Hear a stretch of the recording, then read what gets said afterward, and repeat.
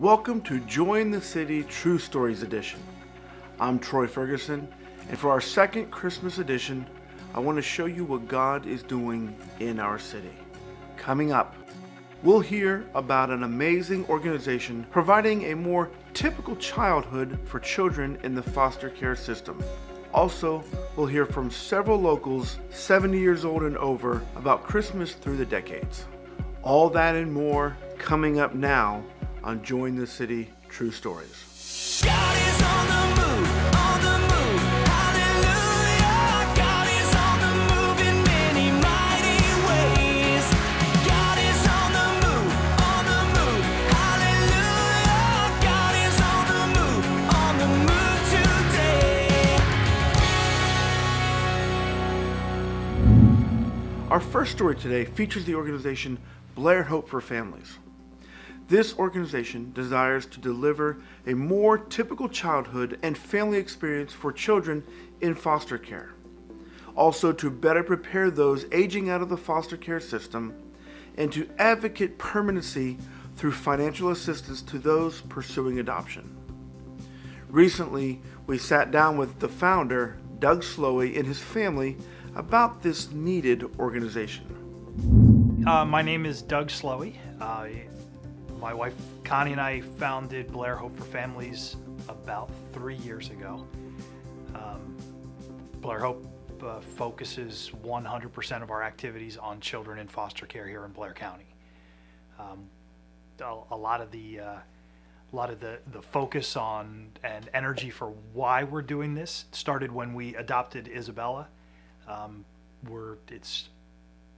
It's just over 6 years since we finalized. We're coming up on 7 years since she joined our family. But the process of adopting really showed us that there's a lot of dysfunction in the system. It's not user friendly. And so as a result, we saw this as an opportunity to really come alongside folks that would like to adopt, that would like to be part of the solution. Shortly after we adopted Isabella, I was invited to join Blair County's Children, Youth, and Families Advisory Board, and that raised some additional awareness and opened some additional opportunity right here, a lot closer to us, for where we could really impact the lives of local children, local families, and so we launched Blair Hope 3 years ago. Doug was actually the brains behind the planning, definitely. But we both just have always had the heart for the orphans. And like he had said, with the adoption of our youngest daughter, we knew we weren't done, but we didn't know what avenue we were going to take. At that point, we thought we were done bringing children into our own home, but we wanted to affect the lives of the children. And so this was kind of his brainchild, but I've just come along beside him, and I'm the secretary, the shopper, the office manager, I guess. Looking at a couple areas. One, providing for children in foster care. When children are placed into a home, the foster parents, resource families receive a stipend that's meant to cover food, clothing, and lodging, the bare necessities, the basic necessities of having another body in your home. But when it really comes to pursuing the heart of the child, to providing a childhood, it's on the backs and the pocketbooks of the resource families to really, really do that. And those who can, we believe they do. But we've also seen a lot of opportunities where we could come alongside them and provide things like birthday parties, and help pay for summer camps and sports leagues and learning to play a musical instrument, and this time of year, Christmas, because nothing epitomizes being a child more than anticipating what's going to be under the tree on Christmas morning, not being able to sleep, the excitement of what's coming, and then waking up Christmas morning and the overwhelming awe of what you find. I think, being a mom, I can imagine, I see the excitement on my kids when we do celebrate birthdays, when we celebrate Christmas, when we go on vacation, when we go out for ice cream. you know, and just, I can imagine what these kids, the experiences they're getting from what we are able to do for them. And I think that's what keeps me going, is just knowing that these kids are experiencing childhood and things that they may not experience otherwise. As we discuss this organization, Doug discusses the focus of this ministry and how Blair County compares to other neighboring counties in this same area. Our focus is so unique, and the awareness in the community to the real scope of the need is so limited that that first year was really a lot of education, both for ourselves and the community at large. Letting folks know the fact that Blair County has twice as many children in care as Cambria County does, 5 times as many in care as Bedford or Clearfield or Huntington County, and almost 3 times as many as Center County. So it's an enormous opportunity to share and to serve at-risk children, and to really partner with families that want to make a difference in these types of children's lives. The management of this seemed so intensive to me that when I asked Doug what the day-to-day operation was like, I was quite taken back by his answer. I have a full-time job, and it's not Blair Hope. Connie is a full-time mom, and so we don't take an ounce of income out of the support that we raise. In fact, we underwrite the operating costs of Blair Hope. So the cost of doing mailings and setting up educational programs and anything from sending out receipts and paper and toner and stamps to just working here on our dining room table. We want to make sure that folks that catch that want to be involved, are confident that their donations are being used. And so we can say that 100% of every dollar that comes in goes directly to the children. Since they launched the program, we asked Doug if there were any impactful stories he could share with us. I'd say last year was really our first big Christmas. Our first Christmas was a little scaled back. We recognized that when children come into care, most of the time everything that they have comes with them in a garbage bag, if they have anything, and that in itself is a horrendous statement. Nothing says, to your heart that you don't really matter than having all of your belongings in a garbage bag. So we worked with a local group, and we provided 50 children with very high-end canvas embroidered duffel bags on wheels. Their name was embroidered on it. It's theirs to keep. That was kind of our first step into doing something big. And last Christmas, as a board, we decided that we would treat Christmas for children in care the same way we treat Christmas for children in our home. And so for our children, we ask them what they want. And they make their lists and they send them off to Santa, and then on Christmas morning they wake up and it's there. And so we did the exact same thing. We went through the agencies that we work with, the agencies that care for the children in Blair County, and they provided us with Christmas wish lists for 132 children. And Connie shopped day and night, and we provided Christmas for 132 children. Wow. This year we did the same thing. We raised our budget a little bit, and we're already at 131 with over 2 weeks left to go. So this summer we partnered with the Elks Lodge in Tyrone and threw a massive back to school barbecue at Del Grosso's Park. Del Grosso's threw in ride and slide passes for every child that would come, every biological child in the house, and every foster parent, every resource parent. And then the Elks paid for a barbecue and backpacks and back to school supplies, and it was over 100 people. You see that kind of thing, and that's heartwarming. And just a couple weeks ago, we worked through our first adoption. We actually funded our first adoption, our first permanent, forever family, and that's where we've always wanted to go. Was one eliminate money as an obstacle to providing a childhood, but on the bigger side, eliminate money as an obstacle to having a family, to bringing a child into your family. And we funded our first two. They were siblings adopted into the same home about 3-4 weeks ago.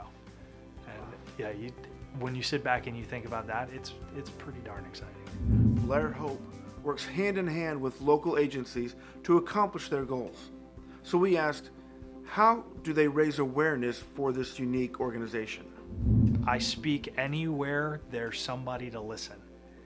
And so I've spoken to Rotary groups and Kiwanis groups and Chambers of Commerce groups. We've spoken at churches and fellowships all over the county. Really, anywhere there are ears to hear what we have to say, we'll take the opportunity. Because again, until you hear, you can't know. And until you know, you can't act. But once you know, you have the active opportunity to choose whether you'll become involved or whether you'll pretend you didn't hear it at all. Here's how you can get involved in Blair Hope for Families. During Christmas, we've had people adopt a child. They've taken the wish list and they've done the shopping. That's a great way for a tangible involvement. The Carpenter Company in Pinecroft donated 200 very, very high-end pillows. And so we've had groups just take up pillowcase donations. The Tyrone Elementary School is doing a pajama and book collection for us. They did one last year. This year they expect to collect over 300 pair of new winter pajamas from newborn all the way through teenage. So people do real tangible things.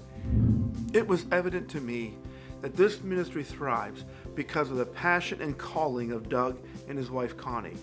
So I asked, where would you like to see this in the next 5 or so years?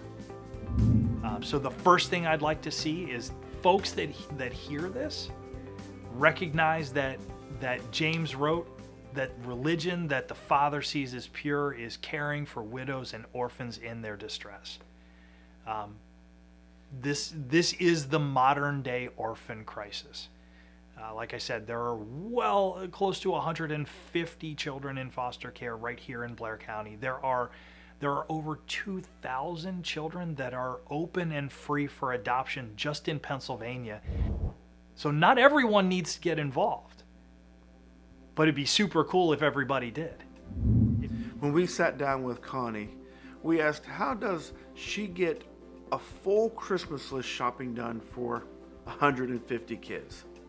We had about 5 or 6 people who each took a child or two, and I did the rest. I sit on the computer and place order after order after order, and the UPS man and the FedEx man are my friends this time of year. They ring the doorbell as they bring my packages, and even the heavy ones, they'll sit right inside the door for me. So yeah, and then we sort it all and mark it and get it out to the agencies so they can deliver it to their kids. After talking to the husband and wife team who, for the most part, spearhead New Hope, we had the honor to sit down with a representative of the Bear Foundation, one of the agencies they work very close with. Blair Hope's been angels to us.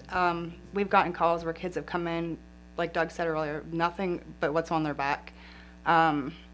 And we can call them, and Connie's at the doorstep the next day and has gift cards or whatever is needed, and we're able to go out and provide that for those kids because there's times where we've been put in a pinch. So, and Christmas is like amazing with them. It's unreal. Like I can't even describe it, but it's nice to be able to go in the homes, get the wish list from the kids or the foster parents, and then be able to like deliver it or sneak it into the house or they're at school. So it does, that's the joy of this job, those parts, those little things. So During our time, we asked Jamie, what is it like to see the reaction of a kid after they've received a gift or an opportunity because of Blair Hope.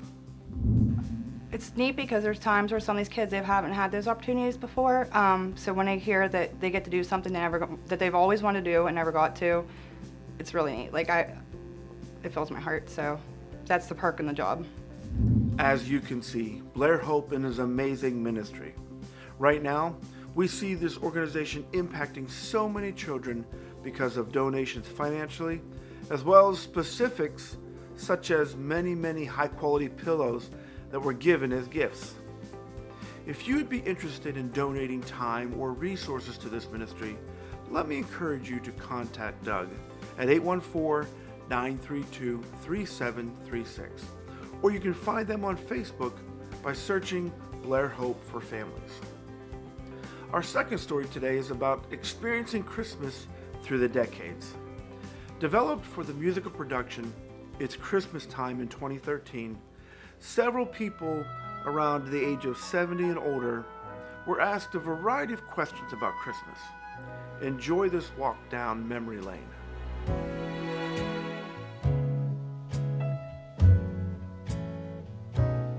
Christmas was never too much of a great holiday. I mean, it was a holiday. We had gifts, but it was limited because my father was an alcoholic and everything went for booze, and so we had a very common lifestyle. The best memory I have is when, it's one of them, I went down the steps Christmas Eve to see, I thought I heard Santa Claus, and I did. I saw him there. So. A candy cane and a popcorn ball. What about it? That's all we had when we were growing up. There was 10 of us in the family. I was number 6. And that's all we had. Christmas is always about family. It's being the last 10 kids, why, there was always 12 of us for Christmas. And didn't have any money, but that was always when you got clothes for the year, you got a toy. We'd put boxes all over the house, run a rubber-tired bulldozer up over the boxes, over the pianos, down the other sides. We were the poor talked about. But we had family. And Christmas was still all about family. There's nothing else. We didn't have a lot growing up, and my mom always made Christmas cookies. You always look forward to that. And some of the Italian cookies, like quesadillas and patchels and things like that. We don't hear about them anymore. This one particular time, I got this gift, and when I opened it up, it was a green car. And I thought, man, I've made it, because I never got one. And I was about maybe 10, something like that then. And I really relished that. I thought it was great. And most of the times the turkeys that we had were the turkeys that Dad shot. And he would go out and we'd have wild turkey. And you'd pick out the little BBs out. But just wonderful, wonderful memories. And the Sunday school always gave us a little box of candy. That might be the only candy you got. And a popcorn ball. And the popcorn ball. It was around Thanksgiving that I was in a hospital when I had appendicitis. Well, my aunt said, well, you better give Barb her Christmas present because she's not going to make it. And I was so happy because they had magic skin dolls. And so that was a memory. I was in probably fifth grade. And so we were happy with a toy. And that meant more than a lot of things. Well, I remember I wasn't very old at that time, and you know what we didn't know? We were poor, coming out of the Depression. We didn't know that. But I can remember the Christmas, and we had a stocking. It was a regular knee-high, or a sock. And in the sock was an orange, a popcorn ball, some nuts, and usually a pair of socks or maybe a hairbread. And the other item that we got was a doll baby that somehow Mother took and fixed up and made a dress and put on it, but I can remember being so excited, and the Christmas trees were never put up until we went to bed. So when we got up in the morning, there's the tree all decorated and these little gifts, and they were wonderful. They were just wonderful, simple Christmases with all of us kids and Grandma and Grandpa coming for lunch, and it was good. Yeah.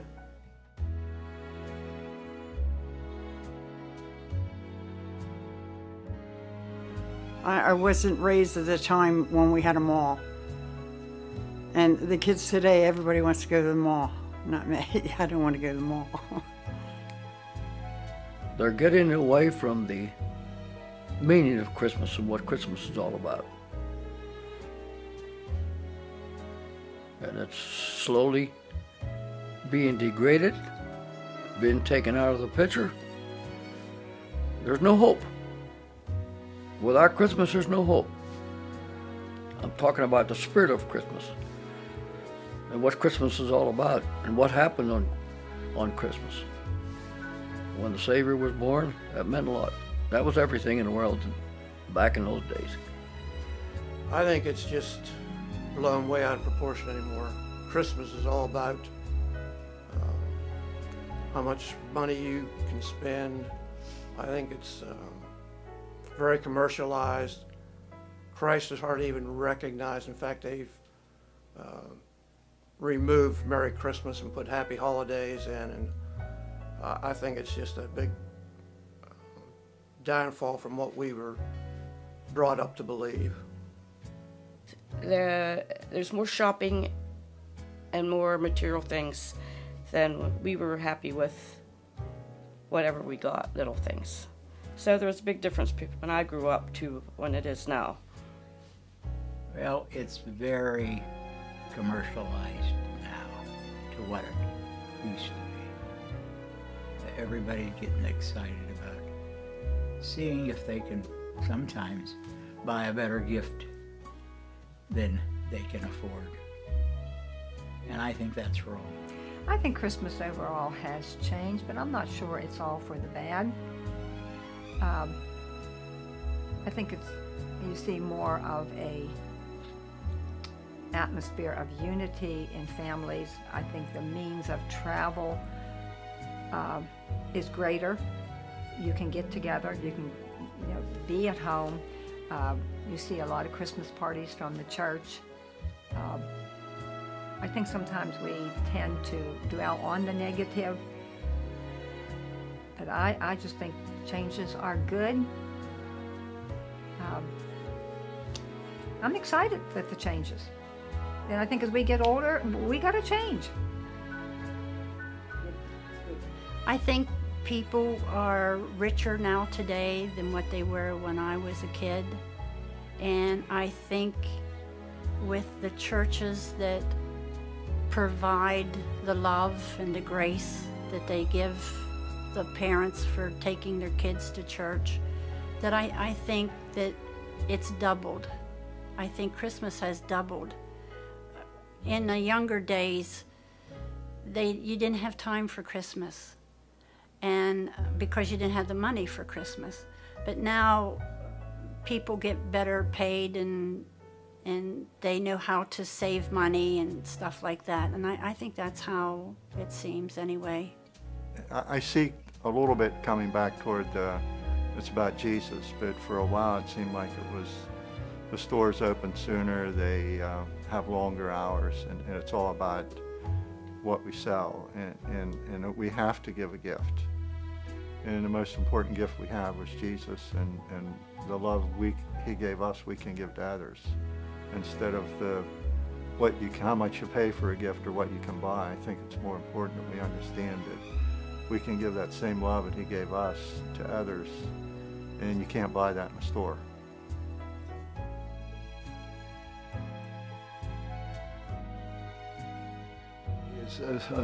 Hold fast to what it really does mean, and promote Jesus, his birth and celebration, and that's what makes it, and that's what makes Christmas to be a wonderful day. So I just say, hang in there and be a good testimony. Don't complain. That's all I can remember. I hope the spirit of Christmas is moved ahead and not behind. We need that. Without him, there's nothing. There's no hope. And he's the hope of our day. Christmas is always centered around why were we having Christmas. It wasn't Christmas, it was why were we having Christmas. Well, a little bit of advice now that I'm a grandmother, and I can say that when our kids were little, it was so exciting time for them to get up and come out. They were so excited to get around the tree and open up their gifts, and we enjoyed watching them.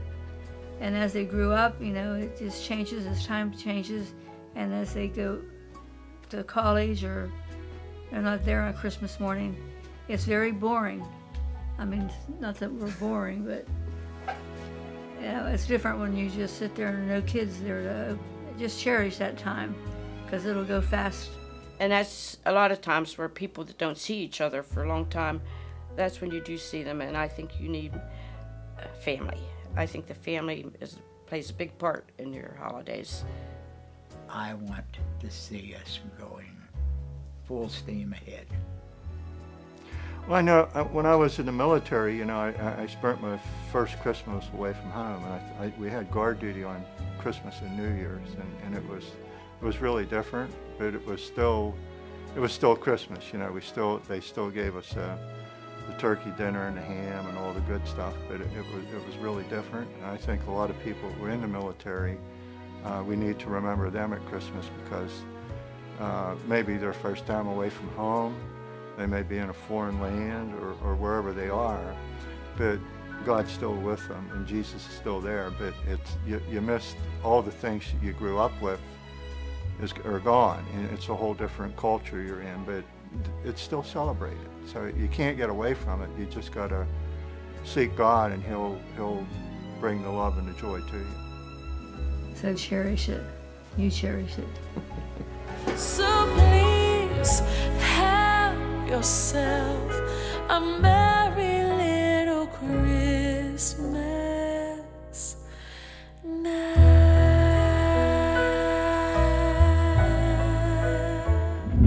That's all the time we have today. Thanks for watching Join the City True Stories.